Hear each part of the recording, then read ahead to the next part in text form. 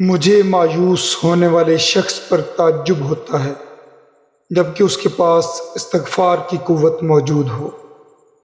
دکھ میں کبھی بھی پچھتاوے کے آنسو نہ بہاؤ، کیونکہ تم وہ خوش نصیب ہو جس کو اللہ نے آزمائش کے قابل سمجھا ہے۔ تمہارا ایک رب ہے، پھر بھی تم اسے یاد نہیں کرتے، لیکن اس کے کتنے بندے ہیں، پھر بھی وہ تمہیں نہیں بھولتا۔ پریشان نہ ہوا کرو، اللہ نے تمہارا مستقبل تمہاری سوچ سے بہتر لکھا ہوا ہے، کیونکہ جو مقدر لکھنے والی ذات ہے اس کے پاس مقدر بدلنے کا بھی اختیار ہے۔ جب آپ کچھ بھی نہ کر سکیں تو اپنی دعاؤں میں اضافہ کر دیں، کیونکہ اللہ کے سوا کوئی آپ کو کچھ نہیں دے سکتا۔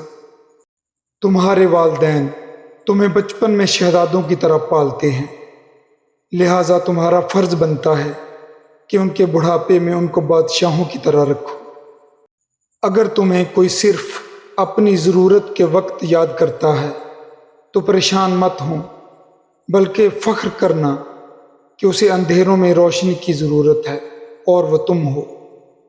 صرف دو لوگ مقدر والے ہوتے ہیں، ایک وہ جنہیں وفادار دوست ملتا ہے، اور دوسرا وہ جن کے پاس ماں کی دعائیں ہوتی ہیں۔ یہ دنیا بھی کتنی عجیب ہے، ایماندار کو بے وقوف، بے ایمان کو عقل مند اور بے حیا کو خوبصورت کہتی ہے۔ دوسرے کے محل میں غلامی کرنے سے بہتر ہے کہ انسان اپنی جھونپڑی میں حکومت کرے۔ محبت کا اصل حقدار تو اللہ ہے، بس تم اسی کے آگے جھکو، وہ تمہیں کسی کے آگے جھکنے نہیں دے گا۔ بہت سے انسان ایسے ہیں جنہیں زبان نے موت کے گھاٹ اتارا ہے۔ سب سے بڑا جاہل وہ ہے جو ایک پتھر سے 2 دفعہ ٹھوکر کھائے۔ جب حق پر رہتے ہوئے تمہاری مخالفت حد سے بڑھنے لگے تو سمجھ لو اللہ تمہیں کوئی مقام دینے والا ہے۔ تم خود اپنی دعاؤں سے ہی اپنا مقدر لکھتے ہو، اور تمہاری دعائیں ہی تم تک وہ سب لے آتی ہیں جو تمہارا نصیب بھی تمہیں نہیں دے پاتا۔ اپنی جوانی کے دھوکے میں مت آنا کہ یہ عنقریب تم سے چھین لی جائے گی۔ کچھ رشتے اللہ خود ختم کرتا ہے تاکہ ہماری زندگی خراب نہ ہو سکے۔ بے شک وہ جو کرتا ہے بہتر کرتا ہے۔ جب تمہارا دل کسی کے گلے لگ کے رونے کو چاہے تو قرآن پاک کو گلے لگا لینا۔ تم کسی کے ساتھ بھلائی کرو، تمہیں اس کا بدلہ برائی کی صورت میں ملے تو سمجھ لو کہ تمہاری نیکی قبول ہو گئی۔ بے شک مشکل کے ساتھ آسانی ہے، مشکل وقت پر صبر کرنا اور بہتر وقت پر شکر کرنا مومن کی پہچان ہے۔ ایسے شخص کو کبھی مت گنوانا جس کے دل میں تمہارے لیے محبت، فکر، عزت اور چاہت ہو۔ جب میری دعا قبول ہو تو میں خوش ہوتا ہوں کہ اس میں میری مرضی ہے، اور جب قبول نہ ہو تو میں اور خوش ہوتا ہوں کیونکہ اس میں میرے رب کی مرضی ہے۔ اپنے جسم کو ضرورت سے زیادہ مت سنوارو، اسے تو مٹی میں مل جانا ہے۔ سنوارنا ہے تو اپنی روح کو سنوارو، کیونکہ اسے رب کے پاس جانا ہے۔ اپنا کردار بنانے میں اتنا مشغول ہو جاؤ کہ دوسروں پر تنقید کرنے کا وقت ہی نہ ملے۔ اور انسان کو اللہ کی محبت تب نظر آتی ہے جب اسے دنیا کی محبت تھکا دیتی ہے۔ زندگی کے ہر موڑ پر صلح کرنا سیکھو، کیونکہ جھکتا وہی ہے جس میں جان ہوتی ہے، اکڑنا تو مردے کی پہچان ہوتی ہے۔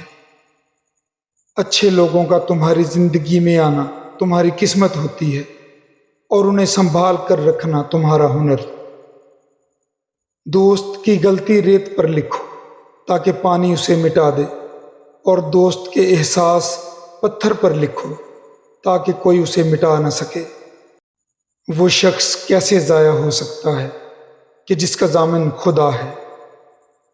جب اللہ کسی کو پسند کرتا ہے تو اسے خوب آزماتا ہے، بس تم صبر کرنا، کیونکہ صبر کرنے والوں کی منزل جنت ہے۔ بہترین رشتہ وہ ہے جو آپ کے عیب جان کر بھی آپ سے تعلق ختم نہ کرے اور بے شک یہ رشتہ آپ کا اللہ کے علاوہ کسی سے نہیں۔ اپنے دوست کو اتنے ہی راز بتاؤ کہ کل کو اگر وہ تم سے دشمنی پر آمادہ ہو تو تمہیں کوئی نقصان نہ پہنچا سکے۔ اپنے دن کا آغاز صدقہ دینے سے کرو، اس دن تمہاری کوئی دعا رد نہیں جائے گی۔ پسند اس کو نہ کرو جو دنیا میں سب سے زیادہ حسین ہو، بلکہ پسند اس کو کرو جو تمہاری عزت کرتا ہو۔ کسی کے برے کہہ دینے سے نہ ہم برے ہو جاتے ہیں نہ اچھے۔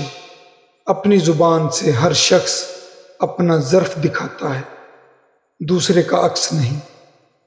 جو تمہاری خاموشی سے تمہاری تکلیف کا اندازہ نہ کر سکے، اس کے سامنے اظہار کرنا صرف لفظوں کو ضائع کرنا ہے۔ ساری دنیا کے سارے لوگ تجھے اپنے فائدے کے لیے چاہتے ہیں، صرف تیرا رب ہی ہے جو تجھے تیرے فائدے کے لیے چاہتا ہے۔ لوگ جتنا بھی دل دکھائیں، یہ یاد رکھا کریں کہ جب اللہ کے بندے ہمیں توڑتے ہیں تو ان کا توڑنا ہمیں اللہ سے جوڑتا ہے۔ کسی کا دل اتنا مت دکھاؤ کہ وہ اللہ کے سامنے تمہارا نام لے کر رو پڑے، کیونکہ ٹوٹے ہوئے دل سے نکلی آہ عرش تک جاتی ہے۔